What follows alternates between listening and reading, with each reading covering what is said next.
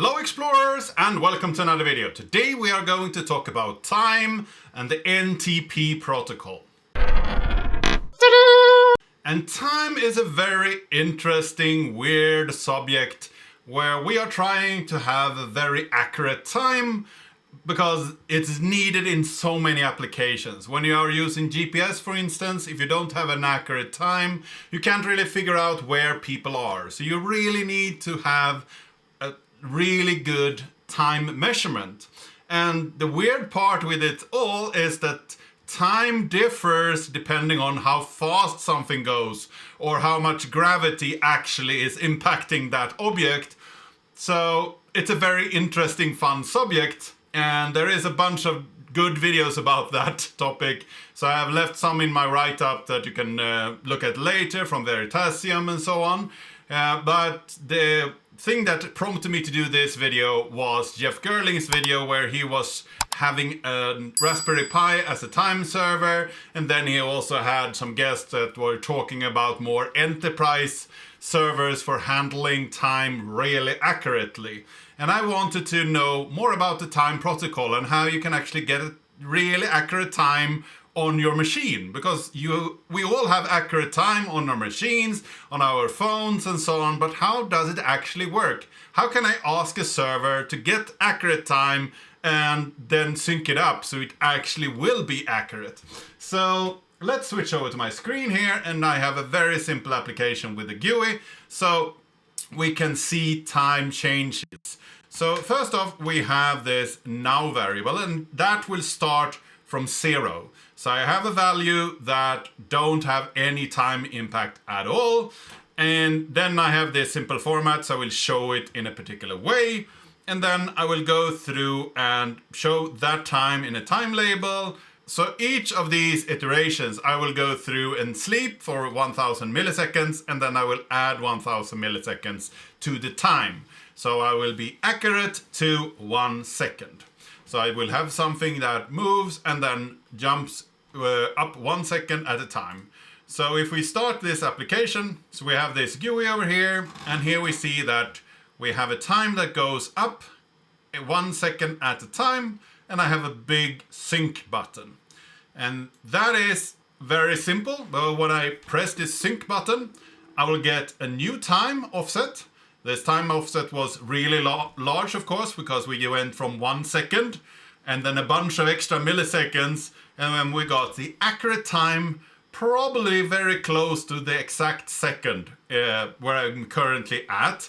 So we saw earlier that the time presentation was +1 because I'm in GMT +1. So we got that time, but now we have my accurate time where I am located at the moment. And if I sync one more time, we see that you have an offset of -71 milliseconds. It was very little that it had to change this time. We can sync again, and it actually dead on right millisecond for that sync. So now I know that the time is accurate. I can see if I can sync it up a couple more times. I want this value over here to change. So that took a lot of tries, but I finally got a name here. So you see that we got PPS, and PPS stands for General Pulse Per Second. So that is one it's one way of measuring time. So we have something that is very accurate and something that gives us a pulse per second somewhere on a clock. And it could be connected to a GPS and be very accurate there, but it's not a super accurate time. If you get something that is even more accurate, you could get GPS, you could get GOES, which is Geosynchronous Orbit Environment Satellite. You could get GAL, which is a Galileo Positioning System. So there is a bunch of different ways you can get this kind of data out. I've only seen PPS in my runs here, but there is a bunch of these verified. So we see that I can get time, I can get an offset, how much to change the time, and I get a delay. And the delay is actually how long it took to fetch the data from the server. So when I talk to the server, I have less than a millisecond of delay in my network traffic to the NTP server, which is amazing. So I will get pretty accurate time here. But there is a bunch of different variables, and if you need really accurate times, there is a bunch of things that you need to keep in mind. So we're going to go through the code a little bit, and I'm going to skip the things that are more GUI related, and we're going to look at the things that are time NTP related. So first off, up here, we can see that we set now to 0. That's our starting point. And then we have this button where we press a button and we start this thread. The first thing is that we choose an NTP server. I'm using the default pool of poolntp.org. And then we will get the address of that, so an IP address. And then we will get a port number. This is 123, which is the network time protocol that goes over 123. And then we have this buffer, and the buffer is 48 bytes. It could be a little bit larger if you have extension fields and so on, but I'm only interested in the first 48 bytes. And I will set a bunch of bits here on the first byte. And the first bytes are actually these ones. So the first 2 bits here, these 2 values, those are just a leap second indicator. And it's a way of saying, are we expecting to have 59 seconds, 60 seconds or 61 seconds when we are actually switching over and getting this leap second calculated. And that is something that is way too complex for my little example here. Then we are specifying the version. The current version of the protocol is version 4. So maybe I got something back in version 3, for instance, and then I didn't get the actual tag correctly, but I'm expecting version 4 every time. And then we have the mode, and in this case the client is 3, so 011.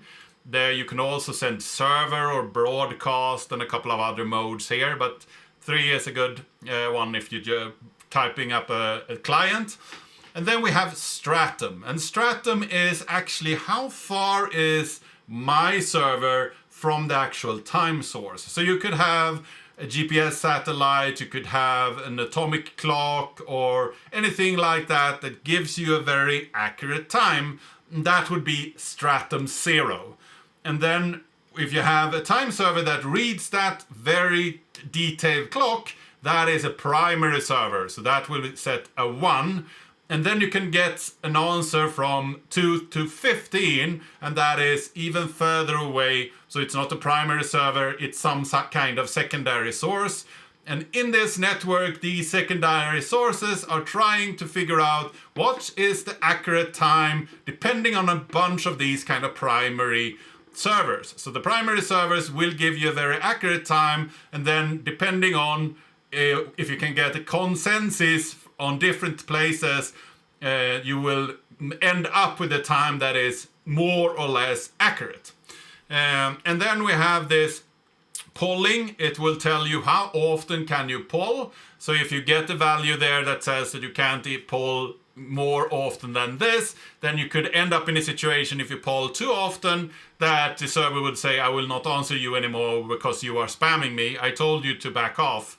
And then we have this precision, and that is when you want something to be very, very accurate. You say, if you can't answer with at least this precision, I don't want it. And then the server could come back and say, you have it precise until this number of decimals.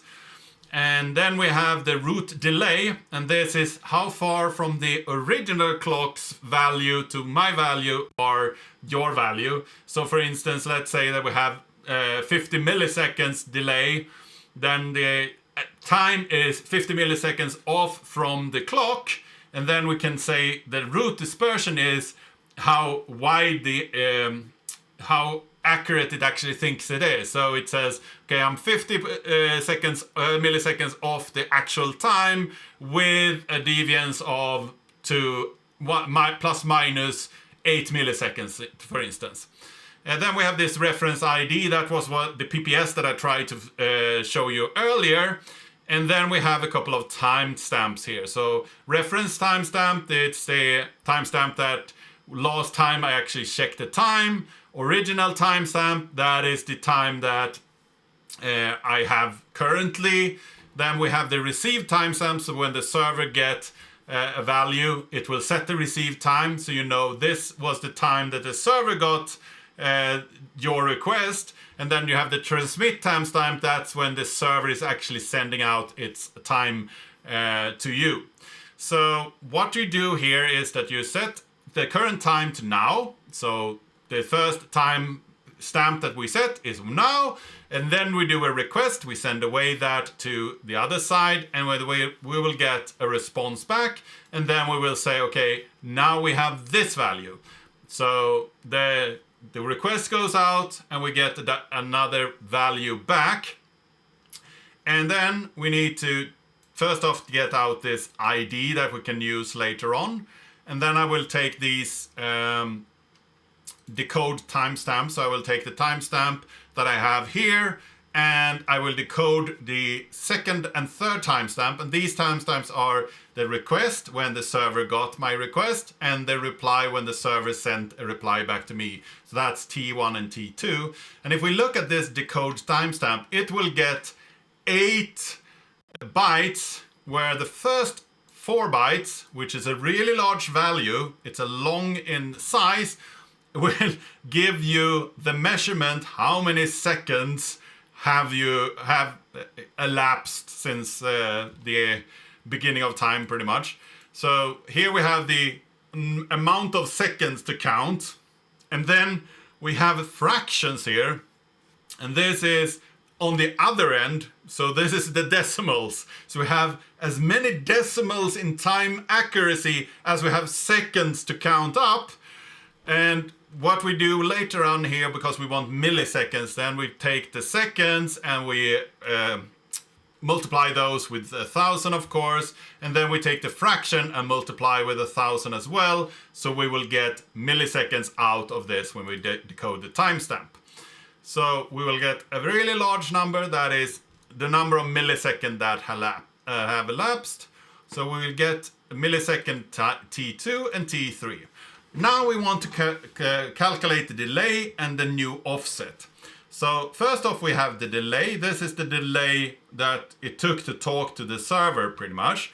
So here we take the timestamp where the server received the client, the client received time, and then we have the time when we sent. So these two, we take a minus of those two. So those are just the full value of the actual request round trip. And then we will also decrease that with the amount of time spent on the server end actually fetching the time, figuring it out.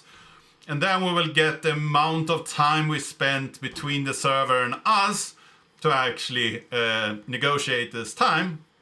And that is a very small value. And in this case, most times that value was 0 milliseconds.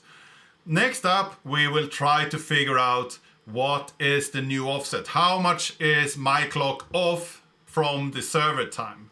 And we do this by taking the server time when the server received my time. So that's the T2. And we minus that with the time I had on my client from the beginning. So that is one time measurement. And then we do the same with the time that the server sent something back to us and the time that I had on my server. And if we add those two together, we will have the time times 2. And that means that if we divide that, we will get the offset, how much difference we have between the local time and the server time. And that new offset we will add to my now value to try to change it up a little bit to get it closer to the accurate time. So these calculations here, even though they are very simple, there isn't much here when it comes to calculations, but they are so cleverly constructed so you can get a really accurate time from a time source that are very far away, which is really cool.